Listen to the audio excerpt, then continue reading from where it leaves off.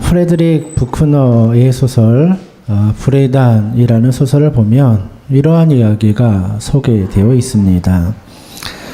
소설의 주인공인 브레단은 성격이 아주 강한 사람이었습니다. 브레단은 교만하고 화를 잘 내는 사람이었죠. 마음에 들지 않는 사람이 있으면 비난의 말도 퍼붓는 그러한 사람이었습니다. 그런데 그의 지도 아래 있던 한 젊은 사제가 브레단의 이 불같은 성격을 감당하지 못하고 그만 비극적인 죽음을 맞이하게 되었습니다. 브레단은 자신 때문에 젊은 사제가 죽게 되자 모든 것을 내려놓고 바닷가에 나가서 참회의 시간을 갖고자 합니다. 당시 바다에 배를 타고 나간다는 것은 결코 쉬운 일이 아니었죠. 브레단은 자신과 함께 바다에 나갈 사제를 택하였는데 의외의 인물을 택하게 됩니다. 말로라는 사제를 선택하였는데요. 이 사람은 비열하고 또 고약한 사람이었다고 합니다. 사람들은 이해할 수 없었습니다. 힘든 여행을 준비하면서 왜 굳이 성격도 좋지 않고 평도 좋지 않은 사람을 데려갈까? 예상대로 이 말로는 여행하는 동안 계속해서 브레단을 괴롭혔습니다. 말로는 브레단의 잘못을 계속하여 지적하였습니다. 때로는 브레단이 무엇인가를 잘못하게 되면 깔깔거리면서 비웃기도 하였습니다. 그야말로 고통스러운 여행이 계속 되었던 것이죠. 그런데 브레단은 함께 여행하는 말로를 원망하지 않았습니다. 오히려 말로에게 자신의 문제를 고백하기도 하였고 때로는 기도도 받았다고 합니다. 그렇다면 왜 브레단은 말로와 같은 사람을 데리고 여행을 하였을까요? 브레단은 의도적으로 성격이 좋지 않은 말로를 선택하여 함께 여행을 하였던 것입니다. 브레단은 말로와 여행을 하면서 자신의 문제를 돌아볼 수 있었던 것이죠. 말로의 비난을 들으면서 그동안 자신이 비난하며 살았던 삶을 회개하고자 하였던 것입니다. 브레단은 이 말로라는 사람을 자기 옆에 두고 이 가시와 같은 사람을 통해서 자신의 삶을 돌아보고 바꾸고자 하였던 것입니다. 이 이야기는 우리에게 진정한 회개가 무엇인지를 가르쳐 주고 있죠. 교회에서 가장 많이 듣는 말 중에 하나가 회개라는 말일 것입니다. 교회에서는 회개해야지 은혜 받고 회개해야지 구원받는다라는 말씀을 듣죠. 그렇다면 우리가 하나님 앞에 회개한다라는 것은 무엇을 의미할까요? 많은 사람들이 회개 생각할 때 뉘우침을 떠올리게 됩니다. 그래서 회개 기도하자고 하면 자신의 죄를 하나씩 떠올리면서 고백하는 경우도 있죠. 그러나 마음의 변화가 잘 일어나지 않습니다. 아무리 생각해 보아도 그렇게 심각하게 잘못한 죄가 있다 생각이 들지 않기 때문입니다. 교회에 나오지 않는 사람들, 이러한 사람들에게도 회개하라 말하면 당황하는 사람들이 많이 있습니다. 자신이 죄를 지었다 생각하지 않기 때문이죠. 이처럼 많은 사람들이 회개하면 뉘우침을 가장 먼저 떠올립니다. 또 어떤 사람들은 회개하면 눈물 흘리는 것을 떠올리는 사람도 있습니다. 회개한다고 하면 눈물 좀 흘려야지 회개하는 것이지 라고 생각하는 사람들도 있는 것이죠. 그러나 회개라는 것은 뉘우침이나 눈물 흘리는 것을 의미하는 것은 아닙니다. 회개는 단순하게 죄를 나열하는 것도 아닙니다. 진정한 회개라는 것은 하나님께서 내 죄를 깨닫게 하여 주시는 것입니다. 그래서 진정한 회개를 하기 위해서는 내 안에 예수 그리스도가 들어와 주셔야 하는 것입니다. 성경을 보면 예수님을 빛으로 묘사하고 있습니다. 그리고 우리 마음속에 수많은 어둠이 있다 말하고 있죠. 죄악된 마음입니다. 예수님의 빛이 내 마음속에 들어오게 되면 내 안에 있는 죄악들이 다 드러나서 보이게 되는 겁니다. 이게 바로 회개라는 겁니다. 그러니까 우리가 회개하기 위해서는 무엇보다 먼저 예수님 만나야 되는 겁니다. 회개하자 말하면 당신 잘못했어 이렇게 말하는 게 아니라 회개하자 하면 예수님 만나자 이러한 뜻으로 말하는 겁니다. 예수님을 만나야지 내 자신을 돌아볼 수 있고 또 진정한 회개도 할 수 있는 것이죠. 그러니 우리가 회개해야 된다라는 말을 들었다면 그것은 억지로 죄를 나열하거나 내 잘못이 무엇인지를 한번 돌아보라 이러한 뜻이 아니라 예수님 앞에 내 죄를 들춰내고 예수님의 빛으로 마음을 들여다보라 이러한 뜻이죠. 예수님께서는 성령을 통해서 나를 만나 주신다 말씀하여 주었습니다. 예수님께서 나를 만나 주시는 방식이 바로 성령이라는 거예요. 그래서 우리는 성령이 내 안에 들어오는 것을 가리켜서 성령 받았다, 성령 충만함을 받았다 이렇게 표현하는 겁니다. 성령이 내 안에 들어와 주시면 나의 모습을 객관적으로 볼 수 있기 때문인 거예요. 내가 얼마나 연약한지, 내 죄악이 얼마나 많은지를 객관적으로 보게 되는 거예요. 회개는 내가 하는 게 아니라 하나님의 회개의 마음을 주시는 거예요. 내가 억지로 회개해가지고 하나님 앞에 가는 게 아니라 하나님의 회개의 마음을 내 안에 부어주셔서 하나님 앞으로 이끌어 주시는 거예요. 분명한 차이가 있죠. 성령이 내 안에 들어와야지만 진정한 회개가 터져 나오는 겁니다. 그러니까 이 회개라는 것은 하나님 앞에 회개하는 것이지 도덕적인 뉘우침을 의미하는 것이 아니라는 거예요. 진정한 회개는 예수님을 만나는 것이고 성령님이 내 안에 들어와 주시는 것이죠. 이렇게 예수님께서 내 안에 들어와 주시면 그 다음에는 삶의 변화가 나타나기 시작하는 거예요. 그래서 진짜 회개하는 사람은 삶의 모습이 완전히 뒤바뀌게 되는 거예요. 그러니까 회개라는 것은 내 삶의 변화이고 내가 새로운 사람이 되는 것을 의미하는 것이죠. 많은 사람들이 회개의 진정한 의미를 모르기 때문에 삶의 변화가 나타나지 않는 겁니다. 내가 나를 변화시키려고 하니까 아무런 변화도 나타나지 않는 것이죠. 우리는 계속해서 고린도전서와 후서의 말씀을 살펴보고 있습니다. 제가 처음 고린도전서 1장의 말씀을 살펴본 것이 작년 8월이었더라고요. 그러니까 한 6개월 정도를 고린도전서와 후서의 말씀을 가지고 계속 살펴보고 있습니다. 한 권의 성경을 계속해서 연속적으로 살펴보는 것을 가리켜서 강해 설교 이렇게 말합니다. 우리는 절대로 한 구절의 말씀을 읽고 한 권의 책을 다 이해할 수가 없기 때문이죠.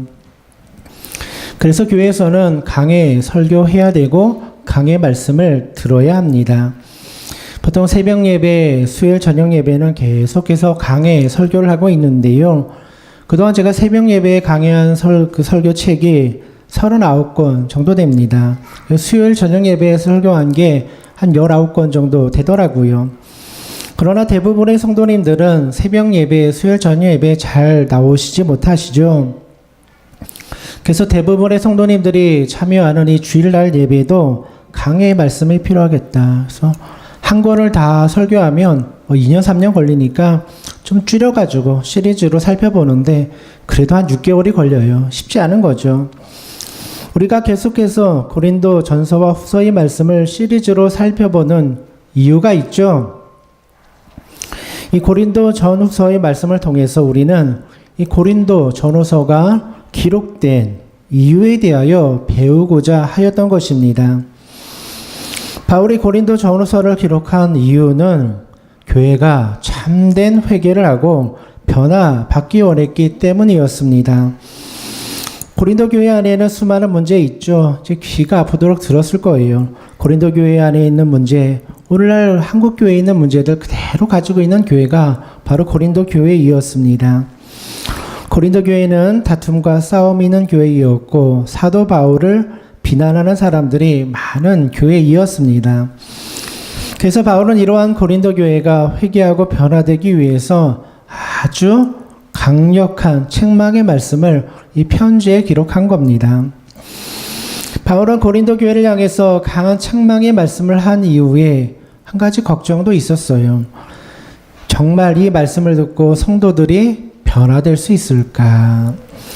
혹시 책망의 말을 듣고 오히려 더 문제가 커지는 거 아닐까? 이런 걱정이 있었던 거예요.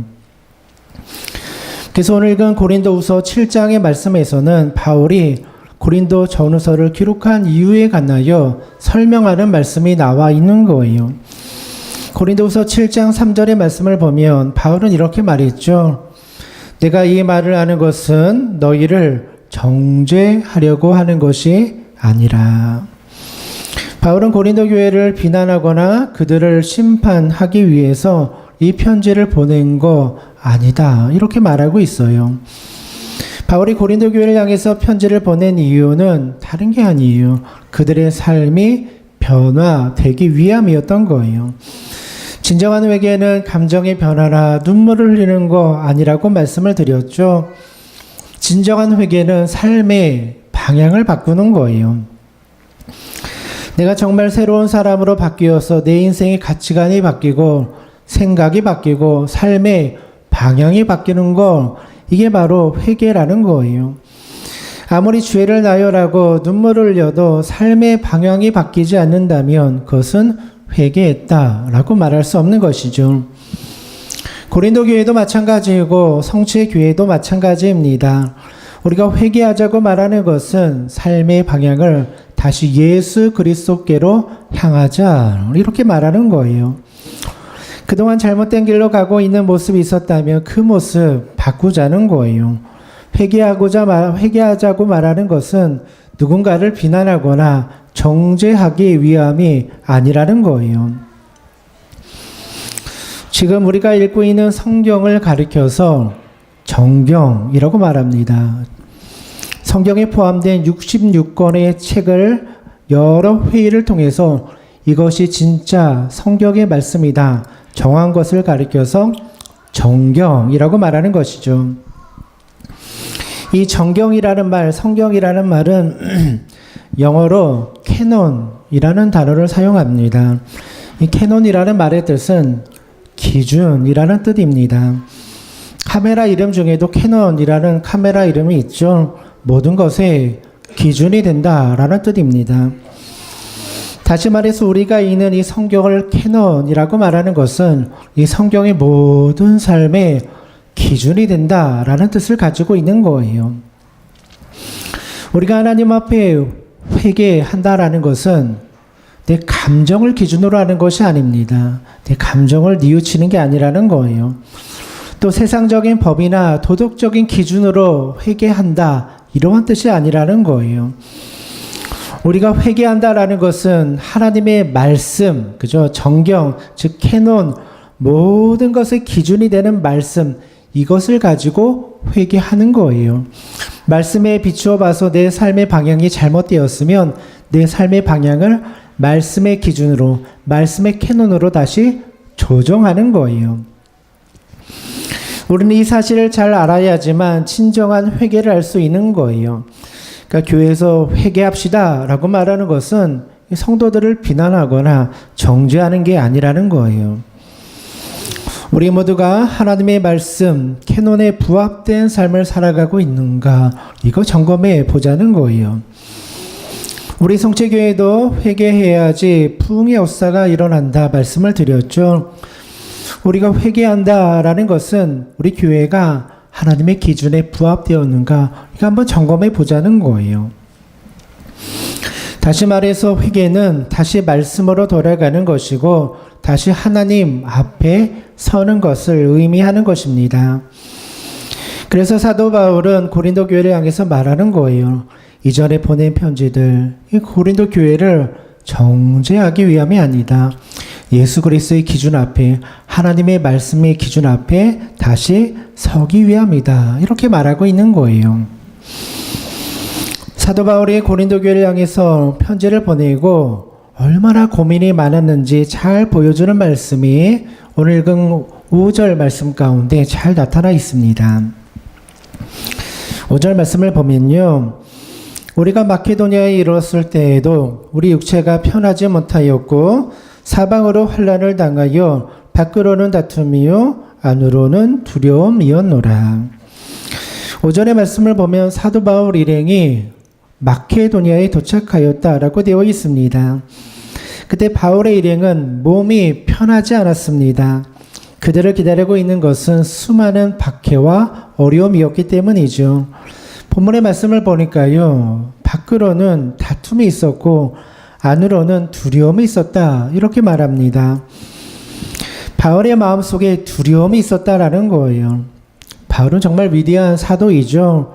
그런데 바울의 마음속에 어떠한 두려움이 있었을까요? 물론 바울을 죽이고자 하는 유대인들에 대한 두려움, 적대자들에 대한 두려움도 있었겠죠. 그러나 바울의 마음속에 있는 더 큰 두려움은 교회를 향한 걱정이었어요. 바울이 편지를 보냈더니 고린도 교회가 정말 변화되었을까? 고린도 교회가 정말 회복되었을까? 이게 걱정이 되고 두려웠다. 이렇게 말하는 거예요. 바울의 마음속에 오직 교회를 향한 걱정, 이거 하나밖에 없었던 거예요. 바울은 교회를 위해서 자신의 생명을 바친 사람이기 때문이죠.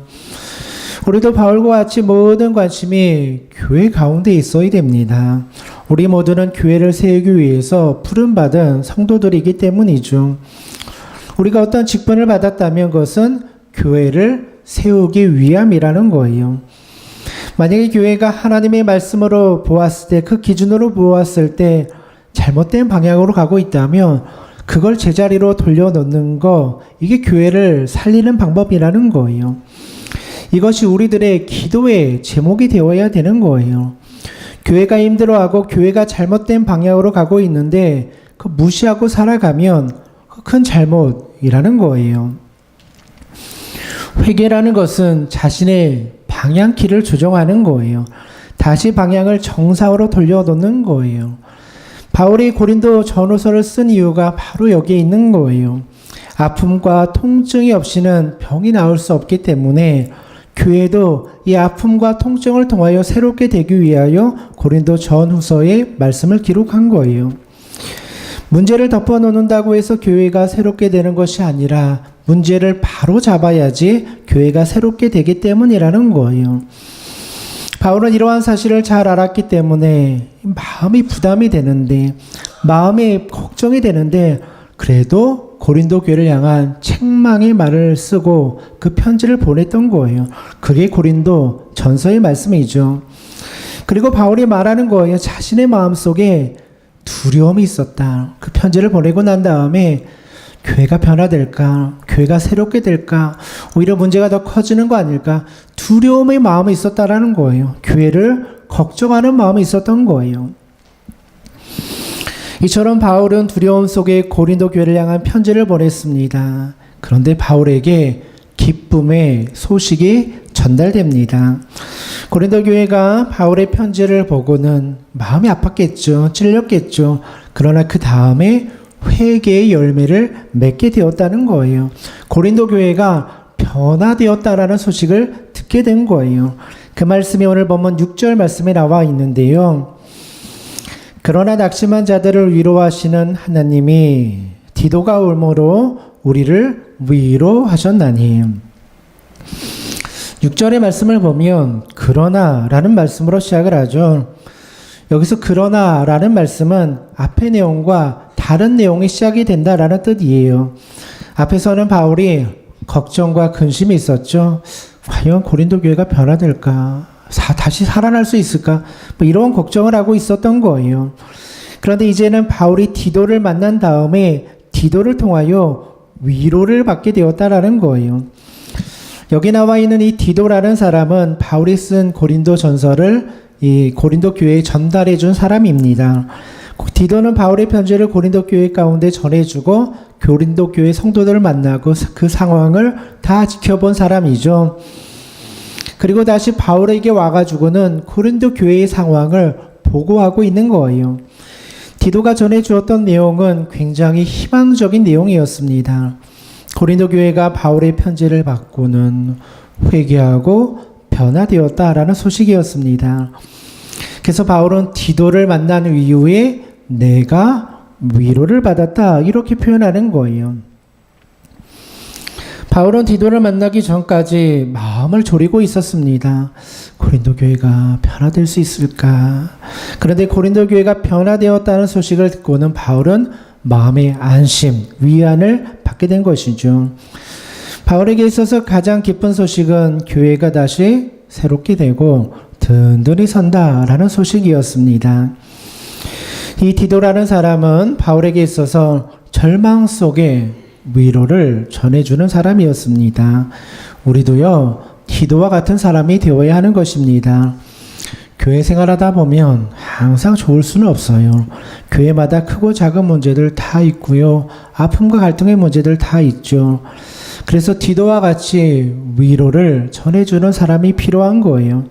절망적인 상황 속에 있을 때 당신 때문에 내 믿음이 위로를 받습니다. 당신을 보니까 그래도 내가 이 믿음 지킬 수 있겠어요. 이러한 마음이 있어야 된다라는 거예요. 교회 안에서도 디도와 같은 한 사람이 있으면 그 교회는 든든하게 서는 거예요. 마음의 상처를 받고 마음의 아픔이 있어도 당신 때문에 내가 믿음 지키겠어요. 당신 때문에 내 이 교회에 붙어 있겠어요. 이러한 마음이 있다면 그러한 사람 때문에 교회가 든든히 서게 되는 거예요. 그러니까 디도와 같은 사람, 위로를 전해줄 수 있는 믿음이 필요하다라는 거예요.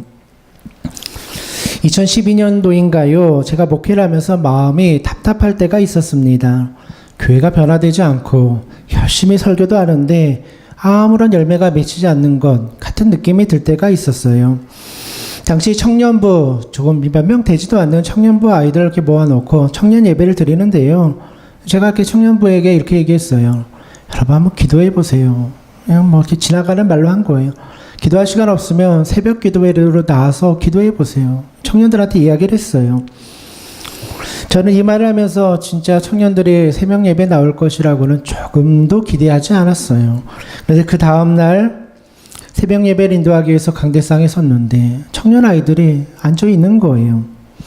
그때 제 마음속에 굉장히 큰 위안이 되었어요. 이 목회가 안 된다. 목회 뭐 설교 열심히 해도 변화가 안 된다. 이런 마음이 있었는데 그 작은 한마디, 지나가는 말로 던진 이야기, 한번 기도해봐. 니네 기도해봐. 그 말 하나 듣고 그 청년들이 새벽 예배에 나와서 앉아 있는 거예요. 근데 여러분, 청년들이 새벽 예배에 나오기 위해서 얼마나 많은 결단과 노력이 필요한지 여러분 잘 모르실 거예요. 그러니까 우리 권사님들 평생 새벽 기도 하신 분들은 새벽 기도가 힘들지 않아요. 이게 습관이 되어 있어서 쉬워요. 근데 젊은 사람들이 5시에 새벽 예배 나오려면 죽기보다 힘든 거예요. 평생 안 하던 애들이 그거 나오려면 새벽 4시부터 알람 맞춰놓고 일어나서 씻고 준비하고 나오고 버스 타고 택시 타고 이렇게 교회 온다는 게 절대로 쉬운 일이 아닌 거예요. 제가 그 마음을 다 아니까 그 아이들이 거기에 앉아있는 거 보면서 마음에 너무 큰 위로가 되는 거예요. 야, 쟤네들이 얼마나 힘들게 여기 나왔을까. 오늘 본문에 나오는 바울의 마음도 비슷한 것 같아요. 절망적인 거예요. 고린도 교회를 볼 때 답이 없는 거예요. 야, 이 교회 어떻게 살리지? 어떻게 이 교회 다시 부흥시키지? 답이 없는 거예요. 그때 바울의 마음속에 위로가 된 사람이 누구입니까? 디도가 가져온 소식을 듣고는 그래도 살았구나. 한 줄기 희망을 발견하게 되었다라는 거예요. 바울은 전 세계를 돌아다니면서 목숨을 걸고 복음을 전한 사람입니다. 바울이 목회했던 많은 교회, 수많은 문제로 인하여 아파하는 교회들 많이 있었죠. 그때 바울은 그 교회들을 보면서 같이 아파하는 거예요. 같이 두려워하는 거예요. 이 교회 어떡하나, 이 교회 어떡하나. 그런데 이러한 바울을 위로해 주었던 사람이 바로 디도라는 거예요. 교회가 회개하기 시작하였다. 교회가 예수 그리스도를 만나기 시작하였다. 이 말이 바울의 마음속에 위로가 되더라는 거예요. 여러분 마음속에 어떠한 말씀, 어떠한 말들이 위로가 됩니까? 교회가 진짜 회개 역사가 일어났어.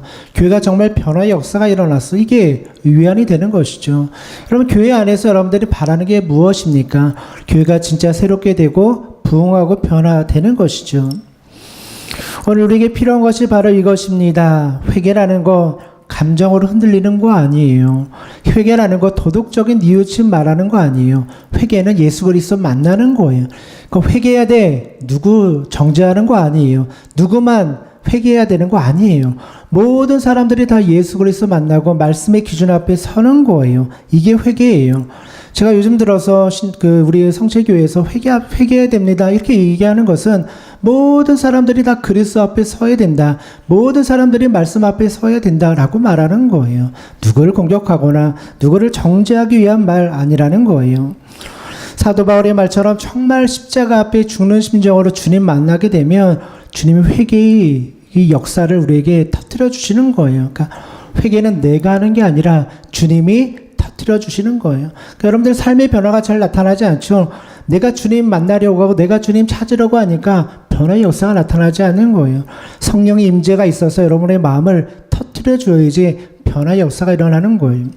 교회가 변화되는 것은 건물 바꾼다고 되는 거 아니잖아요. 성도들의 마음이 일구어지고 변화되면 교회는 새롭게 되는 거예요. 사랑하는 성도 여러분, 회개는 삶의 변화를 말합니다. 진정한 회개 열매를 맺으시는 우리 믿음의 성도님들 되시기를 주님의 이름으로 축원드립니다.